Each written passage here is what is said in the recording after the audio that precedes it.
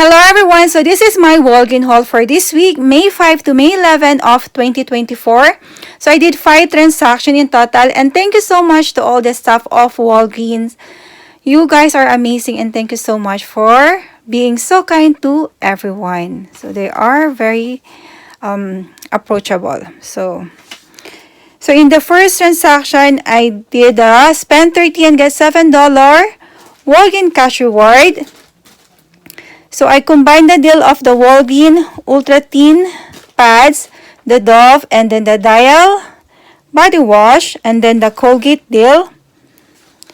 So the first item that I pick is the Walgreens Ultra Thin pads overnight. So this is 2 for $6.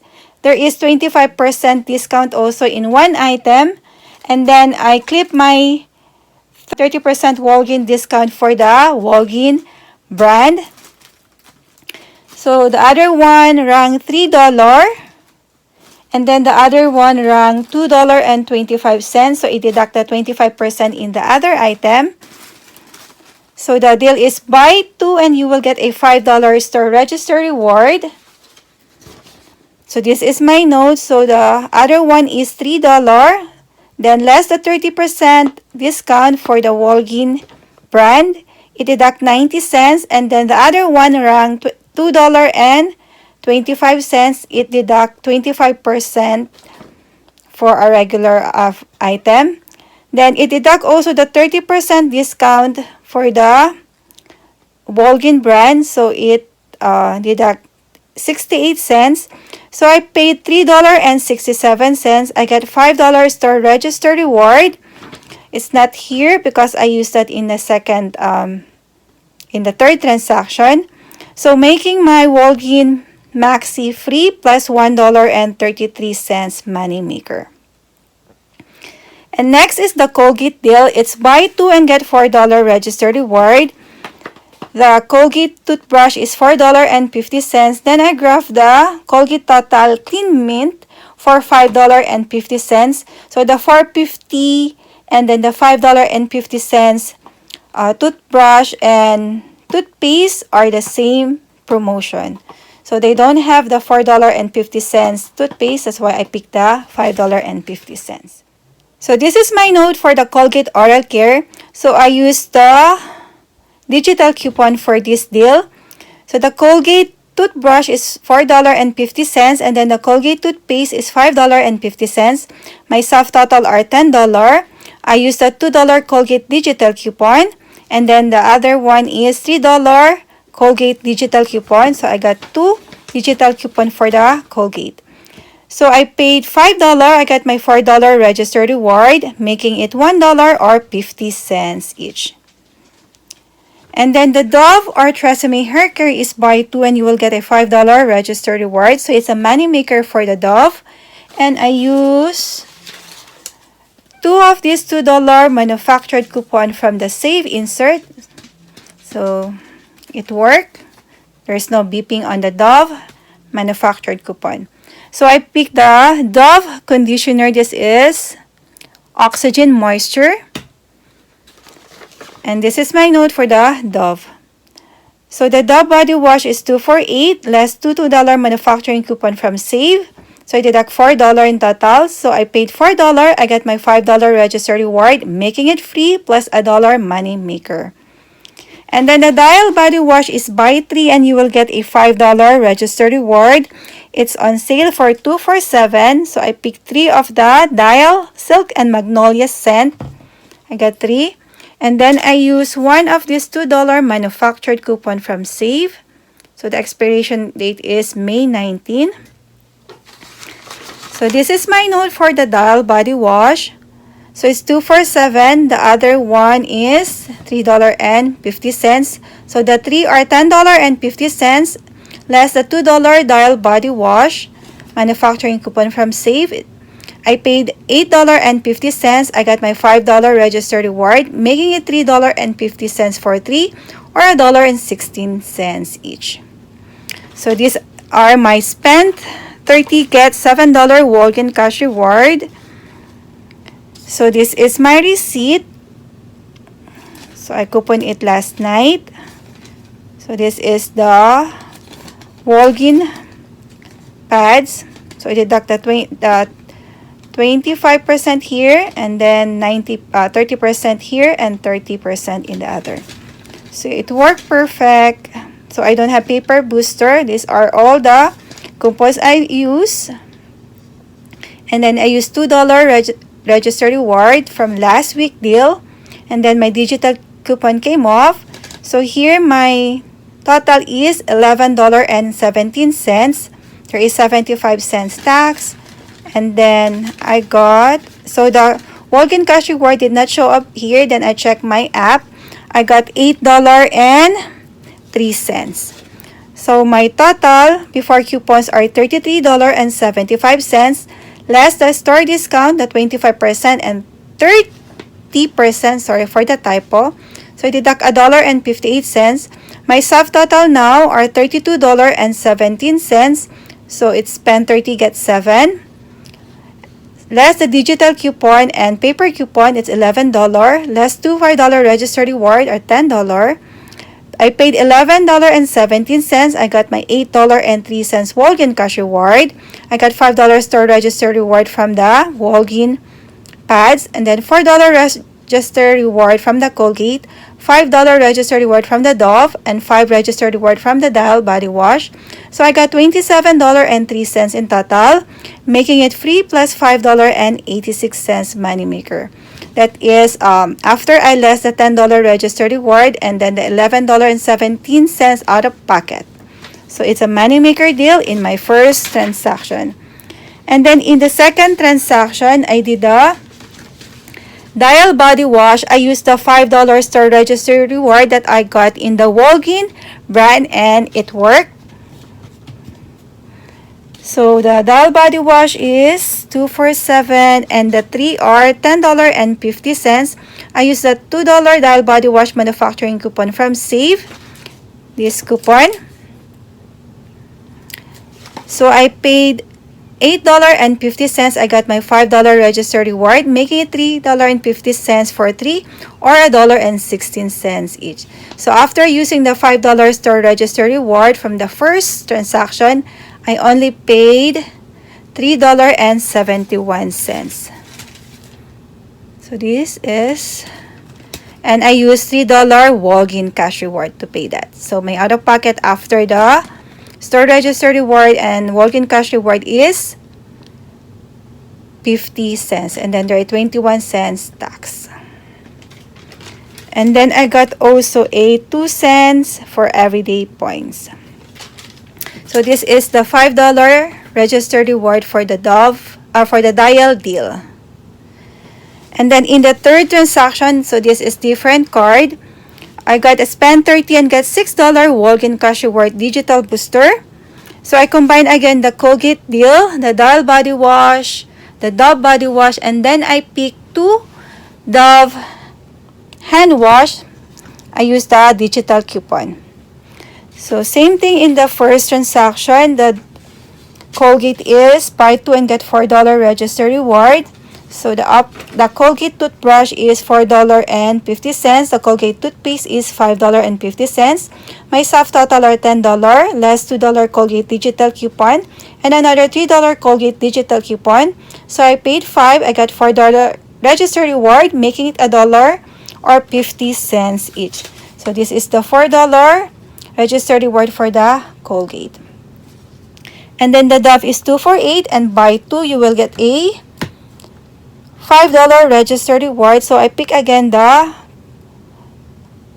Oxygen Moisture Conditioner. Then I use 2 of $2 manufactured coupon from Save. So the 2 are $8 less $2 manufacturing coupon. It's $4 in total. I paid $4. I got my $5 register reward, making it free. So this is the $5 for the Dove hair care. And then the Dial body wash is 2 for $7 and buy 3 get $5 register reward. So I picked the lavender and jasmine. So I got 3 Dial body wash, and I use again this $2 manufacturing coupon from Save. So the 3 are $10.50, less a $2 manufacturing coupon from Save. I paid $8.50. I got $5 register reward, making it $3.50 for 3 or $1.16 each. And this is the $5 register reward for the Dial Body Wash. So next is the Dove Hand Wash. So this is $4. So I got 2 Dove Antibacterial Hand Wash. And then I used the $4 digital coupon. So it's 2 for 8, less $4 off Dove digital coupon. I paid $4 or $2 each. So there is no registered reward or walk-in cash reward in Dove. I just love the Dove hand wash. So this is my receipt in my third transaction. So everything went smoothly. There is no beeping in the coupons. All the digital coupons came off and also the paper coupon. I used 3 registered reward, $5, $5, and $4 registered reward. Those are the registered reward from the first transaction and it's rolling. So here my total is $7.50.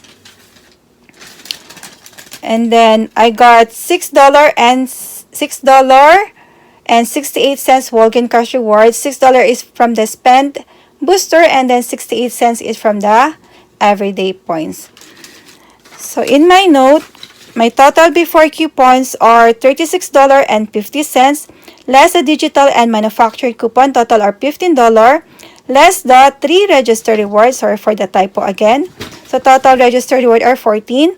I paid $7.50. I got $6.68 walk-in cash reward, $4 registered reward from the Colgate, 5 registered reward from the Dove, and then 5 registered reward from the Dial. So total are $20.68, making it 82 cents for 9 items or 9 cents each. That is after I deduct the $14 registered reward and then $7.50 out of pocket. So I got all my registered reward, the $5, $5, and then the 4. And then in my fourth transaction, so I did again the Dial Hair Care, it's 2 for 8. And then the Dial Body Wash is 2 for 7. Buy 3 get $5 register reward. So I picked the Daily Oxygen Moisture Shampoo. And this is my note for the Dove. So the 2 are $8. I used the $2 manufacturing coupon from Save. Total are 4. I paid $4 and get $5 register reward, making it free plus $1 money maker. And then a Dial Body Wash, I picked the Dial Advanced Clean Gold. So the 3 are $10.50. I used $2 Dial Body Wash manufacturing coupon from Save. I paid $8.50. I got $5 register reward, making it $3.50 for 3 or $1.16 each. So this is my receipt for that. So everything went smoothly. So here my total is $12.50. I redeemed $10 walk-in cash reward. So I paid $2.50 after redeeming a walk-in cash reward. I got 20 cents everyday points. So this is the $5 registered reward from the Dove. And then the $5 registered reward from the Dial Body Wash. So in total before coupons are $18.50, less the coupons, $6. I paid $12.50. I got $5 register reward from Dove, $5 register reward from the Dial, making it $2.50 for 5 items or 50 cents each, after redeeming the $10 walk-in cash reward and the out-of-pocket.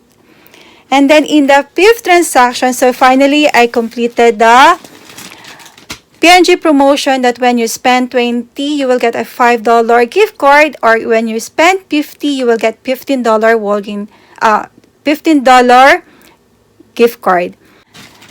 And now I got 4 Pampers Easy Up. So it's on promotion that when you spend $35, you will get a $10 register reward, and it's giving also a $5 register reward for the spend $20 promotion of P&G. So I got $15 register reward in the Pampers Easy Up. There is $2 rebate also in IBOTTA for the Pampers Easy Up. I able to submit my receipt, and it's limit of 5, so I got 4. And then I got also a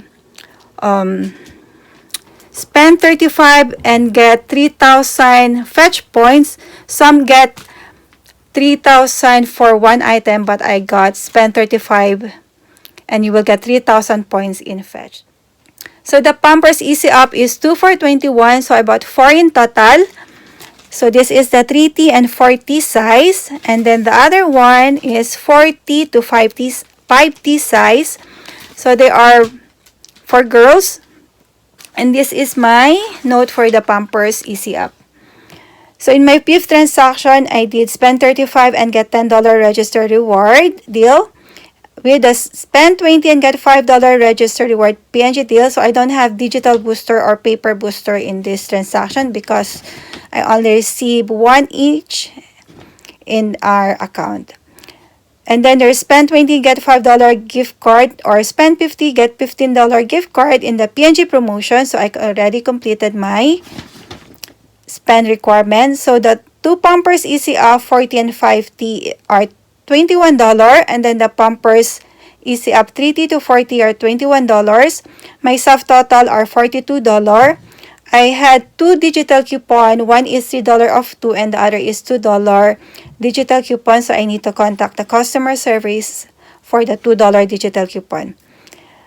So here, the $3 off 2 digital coupon came off. So my soft total are $39. Then I use register reward. Total register reward that I use are $24. So after using that, I paid $15. I got $10 register reward for the spend 35 deal and the $5 register reward for the PNG promotion. I got $8 rebate in IBOTTA, and then 3,000 points in fetch, that is equivalent to $3. Then I already got the confirmation that the $15 gift card is on the way for the spend 50 and get $15 gift card promotion in the PNG deal. There are 2 different promotion in the PNG, but I submitted this in the old promotion. So total, I got $51 in total. That is and then less $15 out of pocket and $24 registered reward that I use. So making my Pampers free plus $12 money maker. That is awesome. It covered my expenses in the other deal that don't have a money maker. So this is my receipt. So $21 for the 40 and 5T, $21 for the 3T and 4T. So here I use a lot of registered rewards. Some of these are from the last week deal that about to expire. So my total is $15. There is no tax in the baby items. So I got $1.02 in this transaction for the everyday points. So overall, first, second, third, fourth, and fifth, my money maker from the first and fifth are $18.86. And then my total out of pocket, second, third, and fourth are $11.21, making my haul free plus $7.65 each. So thank you so much guys for watching, and sorry if I'm not able to do a couponing haul video because I'm on active treatment. Every Monday I need to be in the hospital for the chemo, and the rest of the week my body is so exhausted. So thank you so much guys for watching, and happy Mother's Day to all the amazing mom out there. Love you guys.